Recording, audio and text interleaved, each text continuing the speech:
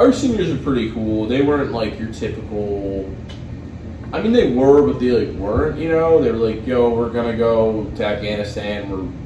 We're gonna make sure you're set up. We're not gonna be like total complete fucking douchebags." My team leader was super cool. I mean, there was times where he's a dick, but I mean that's what you gotta be.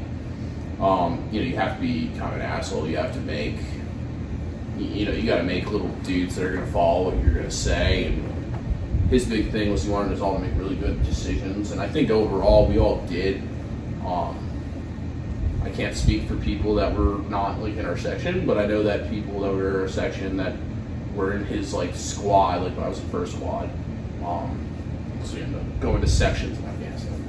We all made pretty good decisions. Like we all want to talk shit about everybody because that's like what we do. And sure, there'll be lots of shit to be talked about everything, but overall, like he was pretty cool dude. He made us make good decisions. So that's part of the reason why like all of us came home.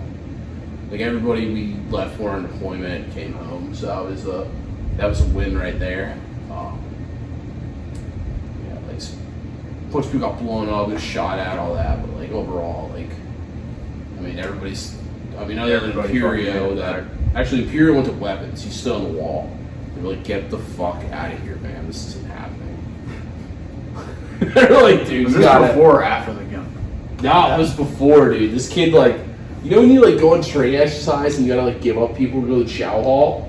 Yeah. He was like the chow hall kid. Like they were like go to the chow hall. Like oh when you so stand like ACP watch, like the ammo control point, like yeah, you're gonna go watch it. It's like yo, I don't know if this kid should be watching all this ammo. But he's like standing post to this kid, he was so fucking weird, man. He was so fucking weird. With him? Yeah, I lived with him, but it was even fucking weirder. Like, the whole thing was, like, fucking nuts. And, this kid was fucking weird. And, but, like, standing post with him was, like, he was so fucking weird that it was, like, so fun to stand post with him. Because he always, like, started talking about, like, Star Wars, and, I don't give a fuck with Star Wars, and, like, all kinds of shit, and started talking about, like, fucking all these movies from like the 80s, and he'd be like giving you these like fucking play-by-plays of the movie, and it's like, dude, did it make the post go by fast? Bro, it was awesome. I love staying post with the kid. I fucking hated him. Like I didn't hate him, but it was just like, I was like, dude, what the fuck are you doing? You know, like I'm not trying to put his whole life on blast, but he was like a shit show, and we were like trying to help him, and he didn't give a fuck, and it was like cool, man. Like you're a fucking grown-ass adult, be a grown-ass adult, but like don't fucking bitch at me, you know? We had a lot of fucking dudes like that. We had, like, when I was in fucking H&S, I was on the fucking first floor, and then, like, I had boot next to me, and so on and so forth down the line. And on, like, fucking Friday night, I'd be sitting out in front of my room on a fucking lawn chair, drinking and listening to fucking George Strait or some shit. And then they would fucking come up like, "Hey, Corporal, do you wanna go fucking play D&D in the rec room?" I'm like, no. Like, oh yeah. So why don't you guys like go to fucking bars and like become a libo risk? Like, what are you fucking doing with your life? So that kid Imperio, we took him to go LARPing one day. Or, did I take him or somebody? Somebody took him, or he got like a fucking what's it called? He got like a ride to like go like LARP. To go LARP? Yeah, live action robot. I didn't know what it was beforehand. I had no idea. I was like, what the fuck's LARPing? You know, like I talked to girls in high school. I don't know. And it turns out it was like live action role playing, like you're a fucking like sorcerer and shit. Yeah, I'm it's like fucking D&D, but like with a bunch of fucking people in a field. Yeah, casting spells on each other and like running at each other with fucking like pool noodles and shit. If you're heading towards like Swansboro or like Emerald Isle or whatever, you go past the 172 gate. Or no, before 172? I can't remember if it's before or past one. Somewhere around the 172 gate on like the left-hand side is like a park. I forget the name of it, but it's like Saturday mornings, like they like LARP there or something. And I'm like, dude, what the fuck are you people doing? Like, what the fuck is this? And it's like a bunch of like Marines and shit. I'm just like, the fuck are you doing? And this is our finest fighting force. And it's like, no, the Marine Corps is fucking stupid. Like, it shouldn't even exist anymore. They should disband the whole Marine Corps and make a fucking maritime version of the Army. Or a maritime version of the Rangers. It'd be fucking way better. Like, we're basically working our fucking way towards that anyway. Why does the Navy need an army that has its own Air Force? But I'm quoting fucking one of my buddies in that one, so I can't think of fucking. That's it. That's this big quote, and I'm about it. I agree. I mean, that's essentially what we're fucking going back to anyway. Is the whole fucking, like, Navy security guards kind of thing. The whole thing should go away. And I'm fucking a piece of shit because I was in the Marine Corps and I'm like, Marine Corps is fucking dumb. What did I do? I did 5 years, fat kid, and I climbed trees. Now you climb. I don't know, and I didn't want to deploy to Afghanistan. Right. I went to Okinawa. Yeah, let's talk about Afghanistan. Let's do it. Are we doing it? All right. I want give me one fucking story. One memorable story. I can think of one great one off the top of my head that was funny as shit. Fucking 240.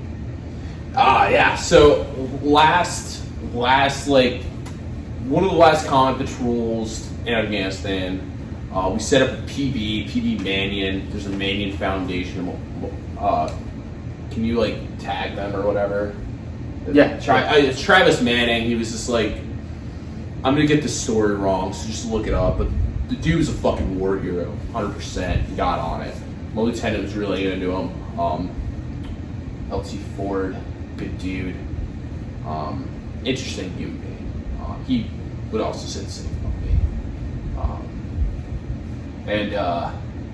We're like hanging out in this PB, and like, because we were in sections, and we had like trucks and shit. So they were like, the people that like drove the trucks, who were like crucial to the whole like operation, they didn't really get to like get out and go like patrol, which was kind of fucked up.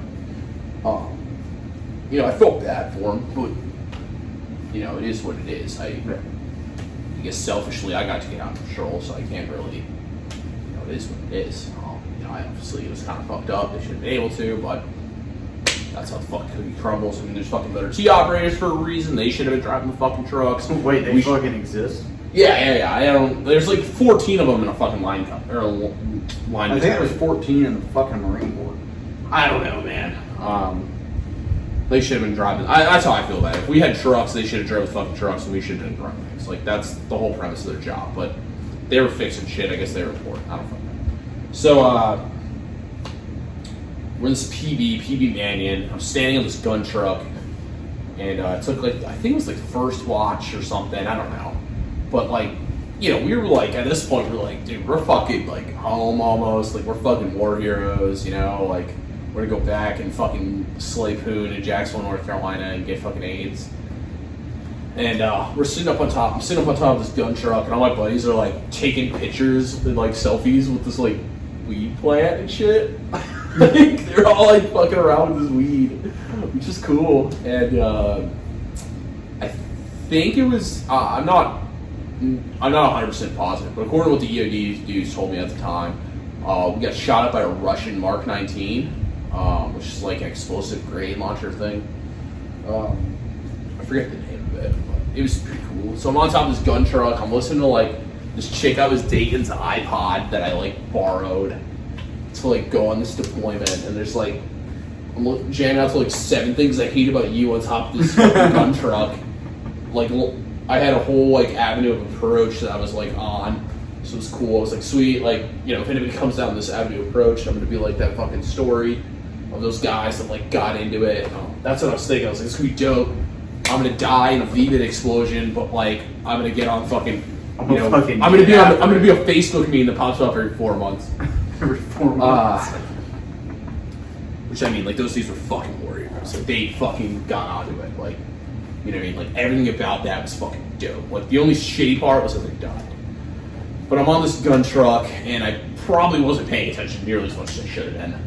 Because you were listening to... Yeah, I was listening to 7 things I hate about you. I was jamming out to fucking Miley Cyrus, I'm, like, posted up on top of this gun truck, just straight chilling. And all of a sudden, boom! I hop up out of the turret, and I'm like, oh god, I gotta get on this gun. And and I didn't like swing the gun to the side.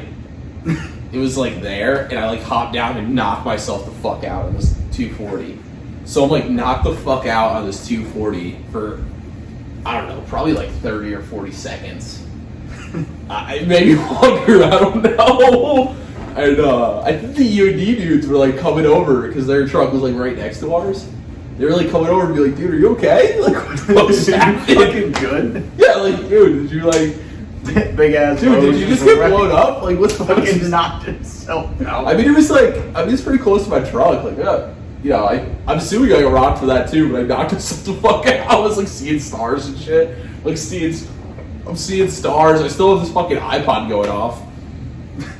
I fucking charged the gun. I put it on safe. Yeah, because I'm throwing fire. Yeah. So I charged the gun. I put it on safe. I start scanning. I'm like, what the fuck's going on? And I look over, and my boys are just fucking getting it. Like, we talked earlier about my boy Squishy with the M32. Yeah. Same time. He like deuces all this M32 rounds. And he had an IAR because he was a turret gunner. That dude is like one of my best friends in the whole entire world. Also kind of a douchebag, but I love him. He had an IAR, HKM 27 infantry automatic rifle. He ended up giving that to one of our boys that went on this patrol, and he had like his M16. So he's like probably the only person I know that like got to go firefight in like the sitting position on like the top of a fucking gun truck. Fucking M16. Yeah, he has an M16 on top of a gun truck in the sitting position, just pow, pow. Our boy McDowell, or O'Donnell? His name's O'Donnell. O'Donnell's over there, that's 50, just getting it, and he was like the only boot machine gunner, and they like gave him all this shit, and they like told him this piece of shit, but he was a great fucking dude. Great fucking guy. He's on top of this fucking gun truck, just getting all this 50 cal, and then like there was 240s going off. I don't know how many rounds they shot. It had to be a fucking shitload. Like a fucking couple thousand, God, probably. bro, I don't even know. I couldn't It's only a compliment's like 96. Huh? A compliment of 40 is like 96. A fucking 40 Mike for the Mark 19. No, he's shooting a 50 cal and a 240. Oh, yeah. So, Yeah. So so way fucking more. I think he did like some like a. I think they changed out the can, put another two. I don't know. They shot a lot of fucking ammo. And then Lieutenant, he's a fucking gangster dude. Like he's fucking wild. He always like made sure we were like back on Fridays to get like steak and chow ball, which was dope. He's like taking a shit in this fucking like in this piece of shit compound. He's like taking a shit, and I'm like fucking all gazed and shit. He like gets out from taking a shit, and he ends up going with this dude. Fuck, I forget his name. I'm really bad at names. I don't know. This machine gunner dude, Hamlin, I think. Yeah, Hamlin. Corporal sergeant, whatever the fuck he was at that point, Hamlin. And they end up like leaving the compound, and like Stay was like up in this other compound, like smashed a fucking truck through the wall, and then gave him some memories. Like, high five, dude. Thanks for that. They end up like moving and like trying to like flank them with a machine gun. I'm pretty sure like both of them like fell coming out the compound and like rolled over and shit. And all this is going on, and I'm still like Dazed fucking as fuck. yeah, I'm still like all fucked up, so just knock myself out. EOD's like out there like mine sweeping the fucking thing. Like I don't know if they were looking for like UXOs or like they were like, oh, I wonder what the fuck that was. Because I mean, in theory, like they had to find out what the fuck it was. And which probably took them like 6 hours. nah, they were like Russian Mark 19, which is cool, whatever. I don't think we left that compound for another couple hours actually. And yeah, so and then on top of that, like I'm sitting, and then I'm on this gun truck, and I'm like, all my boys are getting it in, and I'm like, fuck yeah, dude, I need to shoot somebody. Like, this is how this needs to go. Like, I need to get into this fight. And I didn't have anything, you know, because like you in a firefight, there's like 9 times out of 10, like no one around. I'm sitting there, and I like look over to like my right, and there's this compound, and it has like these, I don't know, almost like McDonald's arches or some shit like that. I remember it being like circular. I'm still like seeing stars because I literally knocked myself the fuck out. And there were these fucking like people over there like watching us. And I'm like, you know, man, like, I was like, cool, man. So I got up on it with the 240. I was looking through the MDO. And it's like the optic on top of the machine gun. And I couldn't really see anything good enough. Probably because it was still like really fucked up. I was knocking my ass out. Still fucking concussed. Yeah, I don't know if it was like the explosion or the gun. It's probably a mixture of the two. It was fucking pretty close to me. And I'm like thinking about it, and I'm like, cool, like going through like the justifications, you see, going through the EOF procedures, all that kind of shit in my head. And I'm like, well, they could be spotting us, and that makes them a valid military target. And I'm like, dude, if I smoke these dudes with a fucking machine gun, and they're like civilians or like kids or something, like, one, I'm gonna feel like a huge piece of shit, and then two, like, I'm gonna go to fucking jail and create an international incident potentially. So I'm like, all right, cool, man. We have these like pen flare launcher things, like little like tubes, and you shoot flares. So I'm like, cool, man. I'm gonna shoot a flare at him. So I like shoot this flare, and I'm like, dude, is this just shoot at me? I'm fucking smoking with this 240. So I'm already like, I had it all, like the T&E, like it's like this thing, dial in a machine gun. I already the traversing an elevation, that. Sure, that thing. I don't know, I'm not a machine gunner. I had it all dialed in, so like my gun was fixed there. So like your cone of fire, right? Yeah. My cone of fire would have been like perfect. I don't know. I carry it right now. And I don't know. Gun go, man. Good. So it's all set up. So I shoot this flare at him and then leave. And I'm like, cool. And my section leader's like, dude, did you fucking shoot? And I was like, yeah, I shot a flare. He's like, why'd you shoot a flare? Like, there's some people up on that roof right there, and they're fucking looking at us. They're spotting us. I was like, I don't know. I don't remember exactly how the conversation was, but I was like, dude, I don't know what's going on. They were fucking looking at us. I don't know if they're kids. I don't know if they were spotting on radio. Like, I don't know. I don't know what the fucking chatter was. I don't know any of this. I know they were looking at me. I know I shot a flare at them. I know they went away. They ended up like going over there. It was like the people like were like, no one was on the roof. Blah blah. You fucking killed my goat or probably something stupid like that. Like, I don't know. I don't know how the conversation went. I wasn't there. You killed the family goat. Yeah, I mean, I.e. my wife. I mean, dude, like, we almost had to kill a cow. We're like going through all these compounds earlier on in deployment. My buddy Countryman, he's a fucking straight up G, great dude. He had this bomb dog. I am not totally sure if the bomb dog worked because like everybody was like petting on it and like having fun. So we're not totally sure if the bomb dog was like bomb dog things. Actually effective. I mean, we never got blown up with the bomb dog around, so I mean that's a plus. And this dog was like searching the compound, and there was this fucking cow, and the cow like starts charging us. I'm standing there, and I'm like, dude, I'm shoot this fucking cow. Like, we're gonna fucking like, dude. I'm like, oh shit, and I couldn't like move fast. I was like right by the wall, and I couldn't like process fast enough that I was right next to the door. Like, I had walked in the door and, like, stepped to the side or whatever. And, like, this cow's, like, fucking barreling at me. And, like, it's, like, all emancipated and shit. And I'm like, dude, I'm gonna have to kill a fucking cow in these people's compound. Like, they don't have any money. You know, it's Afghanistan, you know? They got this fucking cow. And it runs out the door, and I'm like, oh, shit. Like, thank God I didn't have to fucking smoke this cow. And then you see this little kid in these, like, little fucking sandals and shit. Just, like, running after the fucking cow. Like... He was like real little. I was like, dude, that could have easily been like that scene from fucking Napoleon Dynamite where the fucking farmer smokes the cow as the fucking school bus of kids drives by. He just like smoked the cow in front of that fucking kid that's chasing after him. Yeah, exactly. And I'm just like, and then like he's chasing after this cow, and these people are like, dude, what the fuck did you just do? The fucking cow just left. And I'm like, dude, no wonder these people fucking hate us. Like, dude, they fucking just don't like us. I mean, they don't like the Taliban either. They're just like, dude, why the fuck are you here? Like, leave me the fuck alone. Just let them fucking take back over. Which inevitably happened anyways. I don't really know if we ever had control of the country.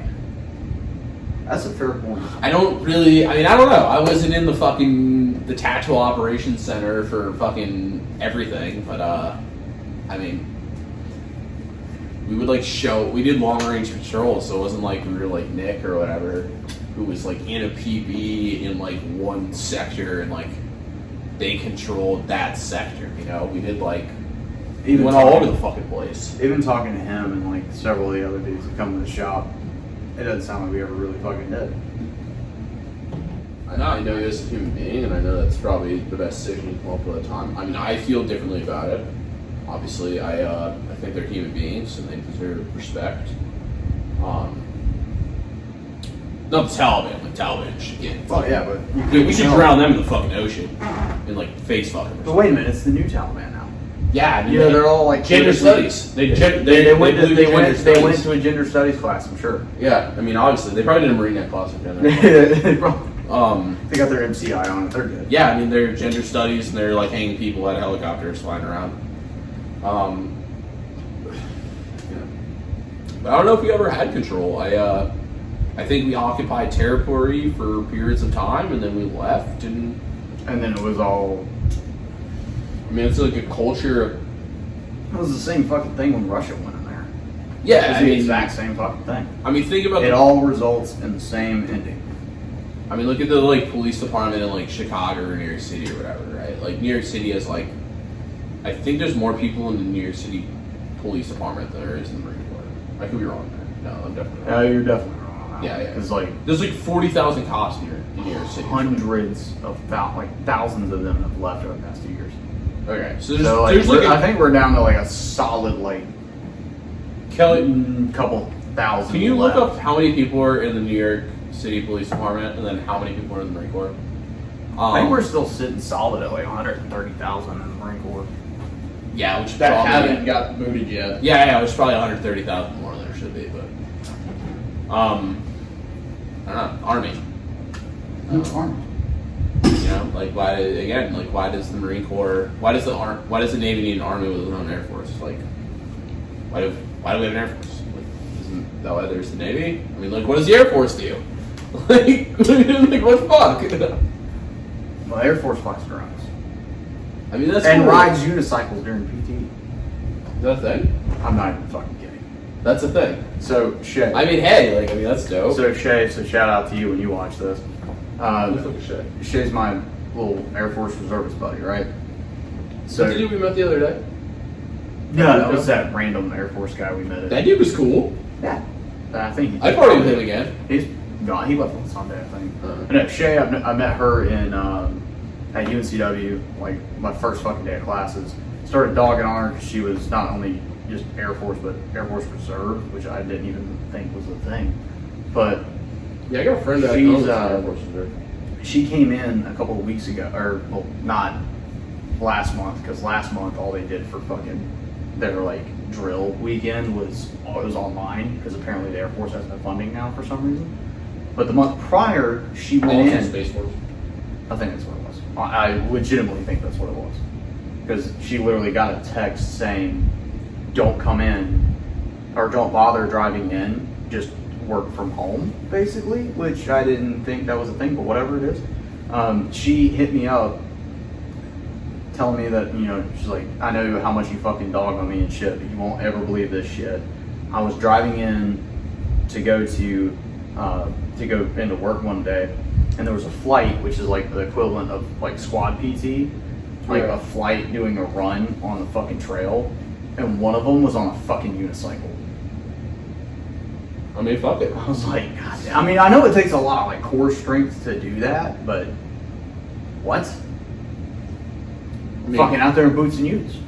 God damn. Maybe we should ride unicycles and see how easy it is.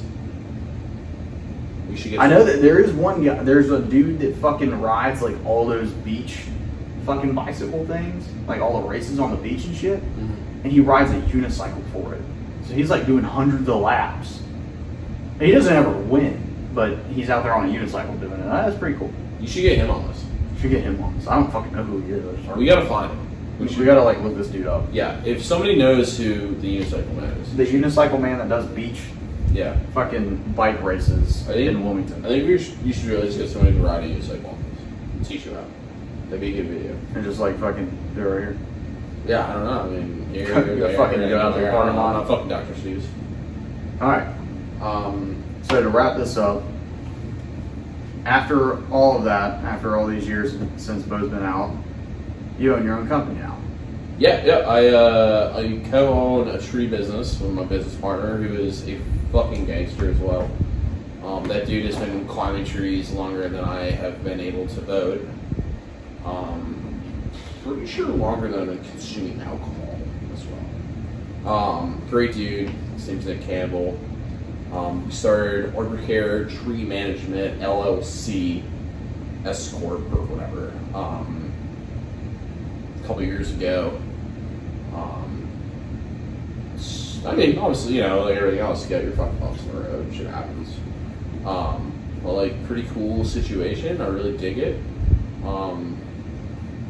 He does a lot of sales stuff now. He's a certified arborist. I like to manage the crew, do that whole thing.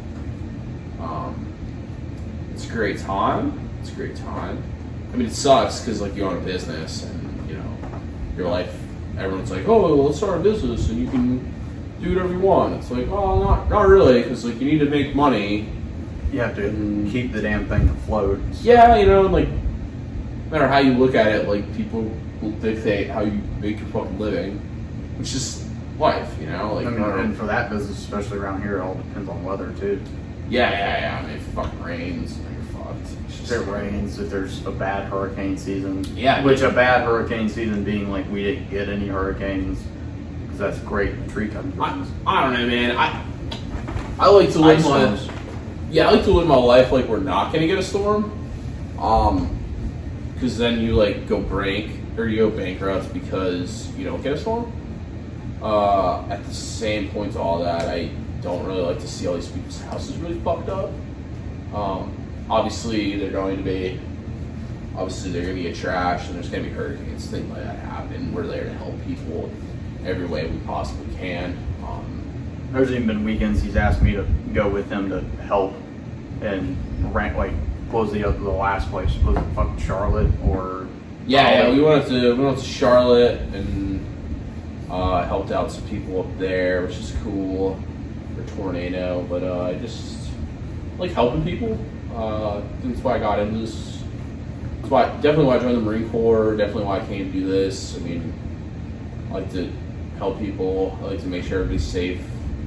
I like to try and educate as much as I can. I don't like people that their sales tactic is to like freak people out and make them like think their trees are gonna fall and their life is over, and if they don't take this tree down that they're all gonna die. And it's like, this tree's pretty far away from your house. It's like looks pretty good. Not a tree risk assessment qualified arborist here, guy, but I think you're gonna be all right. Why don't we take some weight off it? Why don't we do some stuff? We can fertilize it. We do a lot of that stuff as well. The treatment of trees to keep trees happy. Wilmington in this area of Eastern North Carolina is getting destroyed by the overpopulation. We are getting rid of too many trees, I think, and not increasing our infrastructure enough. So we don't have enough infrastructure. We don't have enough trees to counteract the infrastructure. I think that's part of the whole global warming thing everyone talks about. I don't really believe in the whole global warming thing. I mostly because I'm not a scientist and I can't like see it. I believe what I can see. I don't know anything about COVID because like I can't fucking see COVID. I don't understand it. And I don't trust the fucking news. But I think part of the whole global warming thing is the fact that we're developing way more housing developments and like parking lots and shit like that. We have less green space, less trees to offset our carbon footprint. I'm not like big into that, but I mean obviously it's a thing. And then also, like trees will help a lot with heat in the cities, which is part of the reason why urban forest is so important. And if you have green spaces inside the urban forest, like random spots with no tree or with no buildings and just a bunch of trees, or it's Eastern North Carolina, so you're gonna have vines. There's fucking vines everywhere. Yeah, I don't know. It's fucking terrible. Like wisteria and shit. It's trash. But so if you have that kind of stuff, that's also gonna take in the heat. It's also gonna take a lot of water, help it grow. Which obviously, if they keep growing, it's around your house, it's not a problem. But you can do things to mitigate risk. So I forgot where we're going with this, but that's kind of like my tangent lately. I want to keep trees. I want to keep things happy. I want to help as many I mean, that people was kind of the point. I just wanted to yeah. throw your company out there, because one of the things I'm trying to do with the podcast too is get local like veteran companies on, like hear their fucking story when they were in, shoot the shit for a little bit, talk about random shit, and then talk about their business and like what they're doing now since they got out. That's something that I'm just kind of like I did without intention the first time. Like when I fucking filmed my old Yanni that's fucking killing it with his like cigar business, and he's like really involved in all this other shit. That's super dope. And like, dude has a fucking boat and a vet and all this shit now. And you don't need to own a business to like be a gangster. Like you have to like pay your bills and like treat people like with common courtesy and like not beat your wife and your children. And like to me, you're a fucking great dude.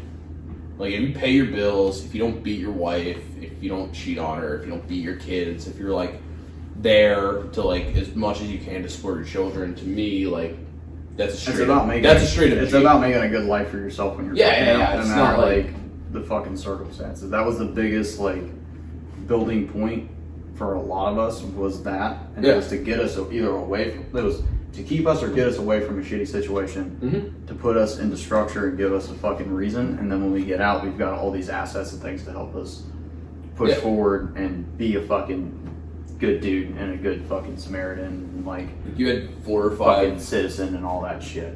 4 or like- 5, 8, 20 years or whatever to like build a savings account Yeah. and like figure your shit out. And it's like, yeah, we need to pay a lot of money. I mean, kind of did when you like look at all the benefits and stuff, which is cool. But like, you know, at the end of the day, like if you're still in, you're watching this, like get a savings account and like save a bunch of money.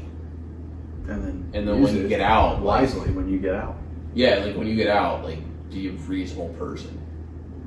And like, That's what it's about. yeah, All right, guys. don't buy a vet. Don't buy. Don't buy a fucking 2006 Mustang. With Yeah, don't buy a Mustang. 22% interest or a fucking old ass Camaro Don't. or like whatever's hot and cool at the time. Yeah, like, dude, When you're making $600 every 2 weeks. you don't need a fucking muscle car to drive around Jacksonville, North Carolina. Like, get something that's gonna gas you and get the fuck out of Jacksonville, North Carolina, or wherever base you're stationed at. All right, I think that's gonna do it for this episode, guys. I'm gonna get on here next week. I already have it lined up. Basically, I'm gonna redo the first episode next week, so I'll be posting about that throughout this week, throughout the weekend and stuff. So with that, appreciate you coming on. Yeah, this whole Bud Heavy thing's weird. I haven't drank one of these in years. That's all I fucking drink. But with that, have a good week, guys. We'll see you next week. Tack Luke's got it out.